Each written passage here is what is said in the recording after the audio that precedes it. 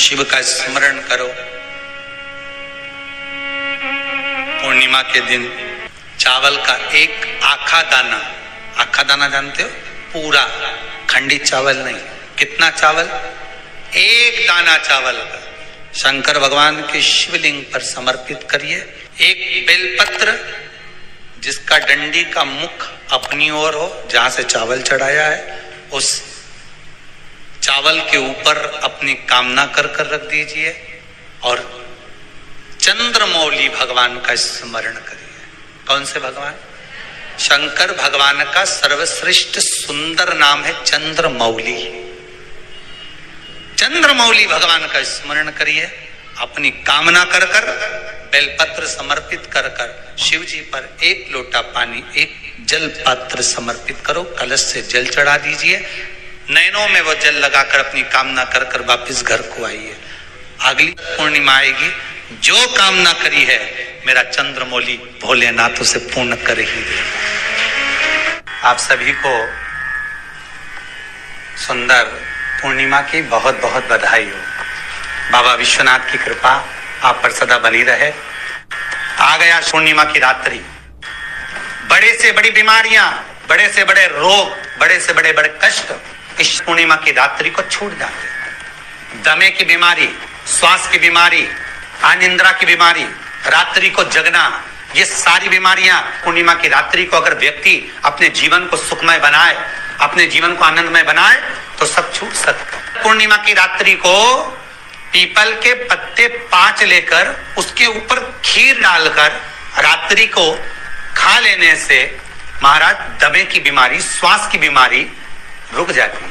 वो बीमारी बढ़ती नहीं है, उससे कष्ट नहीं होता। जिन बच्चों के नेत्र कमजोर होते हैं, रोशनी कमजोर होती है, पूर्णिमा के दिन रात्रि को 12 बजे भगवान चंद्रदेव का दर्शन कराइए। 5 से 7 मिनट तक नयन मिलाए चंद्रदेव के साथ और बाद में एक पीपल के पत्ते पर खीर जो चंद्र के नीचे रखी हुई है उसी खीर को चटा दीजिए। फिर चंद्र का दर्शन कराओ, फिर खीर को चटा दीजिए। महाराज नयन की ज्योति बढ़ती है, नींद नहीं आती तो निंद्रा देवी प्रवेश करती है, निंद्रा अच्छी आती है, आनंदित होता है।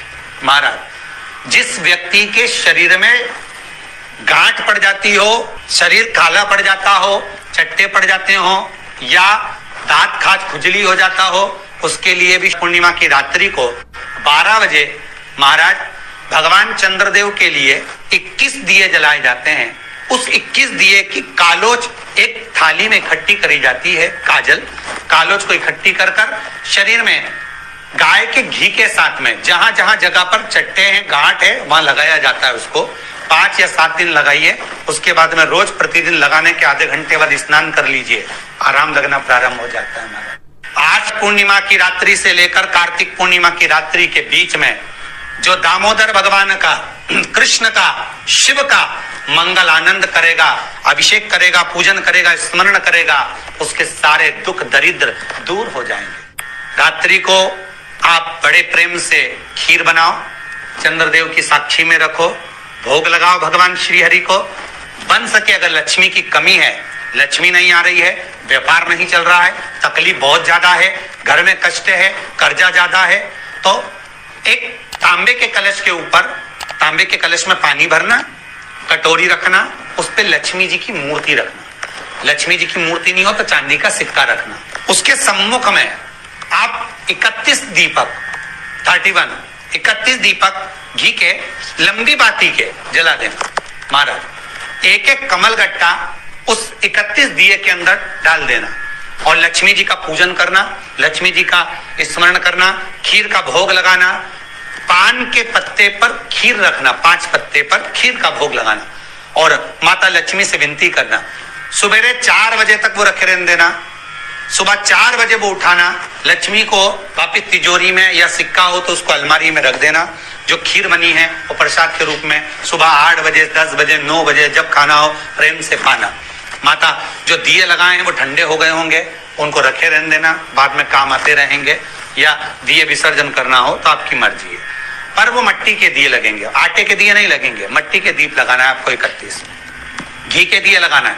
लक्ष्मी जी का पूजन करो, कंकु, चावल, हल्दी, मोली से सब तरह से पूर्णिमा की रात्रि को सुख मिलेगा, आनंद मिलेगा, लक्ष्मी की वृद्धि होगी, कार्य सिद्धि होगी। दूसरा क्रम, पूर्णिमा के दिन आप शाम को प्रदोष काल के समय 4:30 बजे से 6 बजे के बीच में 1 लोटा पानी, उसमें 5 बेलपत्र रखकर, 1 कमलगट्टा डालकर भगवान चंद्रेश्वर महादेव के नाम से भगवान शंकर को चढ़ा दीजिए। आपकी जो कामना हो वो कामना कर चढ़ाएं, विनती करें चंद्रेश्वर महादेव को और निवेदन करें कि हमारा ये कार्य सफल हो। केवल पूर्णिमा के दिन चढ़ाइए, कार्तिक पूर्णिमा तक क्या फल मिलता है हमको जरूर बताइए। भी पूर्णिमा की रात्रि को और कार्तिक पूर्णिमा की रात्रि को गर्भवती नारी अपनी नाभि पर यदि चंद्र की दृष्टि पड़वा लेती है तो बच्चा विकलांग पैदा नहीं होता है।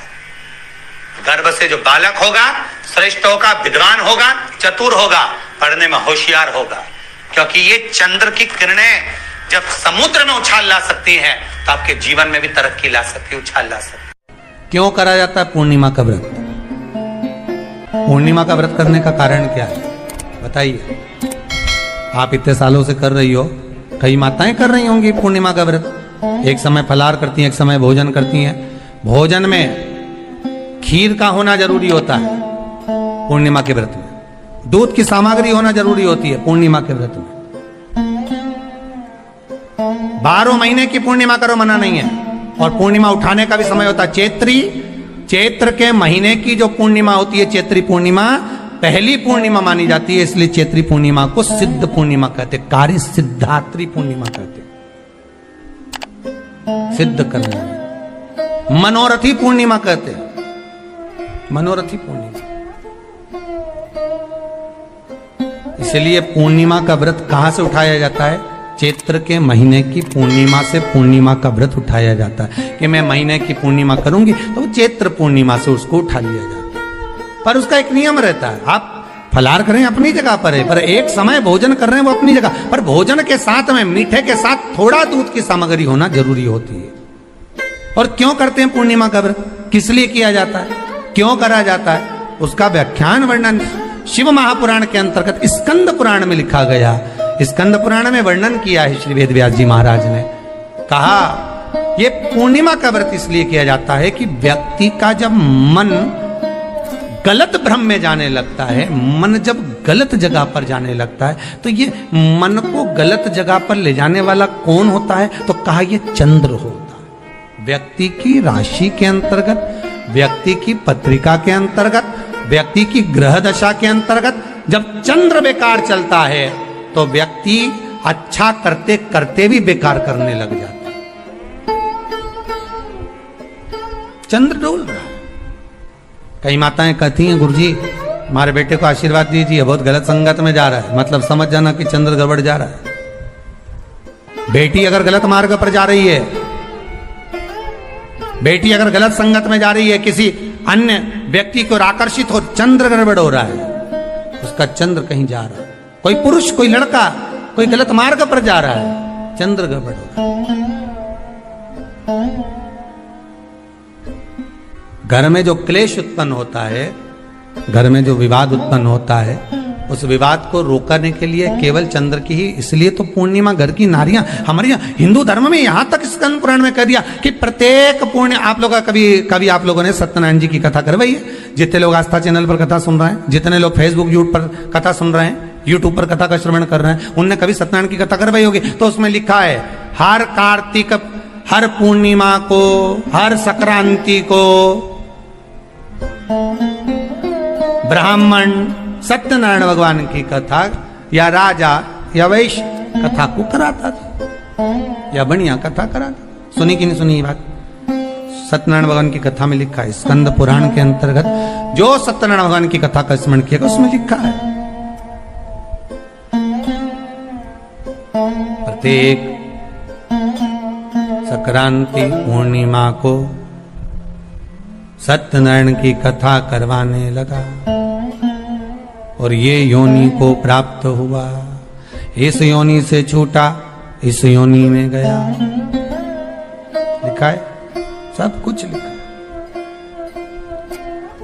अब उत्ते से समझ जाओ कि पूर्णिमा को सत्यनारायण की कथा करने का बोला, तो पूर्णिमा को सत्यनारायण की कथा का क्यों बोला? वैसे तो रोज कराओ सत्यनारायण जी की कथा, प्रतिदिन कराओ, मना नहीं है। आप क्या कोई विशेष फंक्शन है आप सत्यनारायण जी की कथा करवा, पर पूर्णिमा संक्रांति को और संक्रांति को पूर्णिमा को सत्यनारायण की कथा का स्मरण क्यों करवाया गया? क्योंकि पूर्णिमा के दिन अगर ये भगवान का व्रत रख लेगी, पूर्णिमा के दिन अगर ये खीर का प्रसाद बना लेगी, थोड़ा सा दूध की कोई सामग्री बना लेगी और भगवान को भोग लगा देगी, भले सत्यनारायण भगवान के भाव से बनाए, भले सत्यनारायण जी के निमित्तार्थ बना, पर अगर इसने सत्यनारायण भगवान के निमित्त से बना, पर पूर्णिमा के दिन अगर ये व्रत रखेगी, उपवास रखेगी या कोई सामग्री बनाकर भगवान की पूजन कर लेगी, तो इसके घर में जो अशांति है वो शांति में बदल जाएगी। इसलिए कई घरों में आज भी सत्यनारायण भगवान की पूजन हर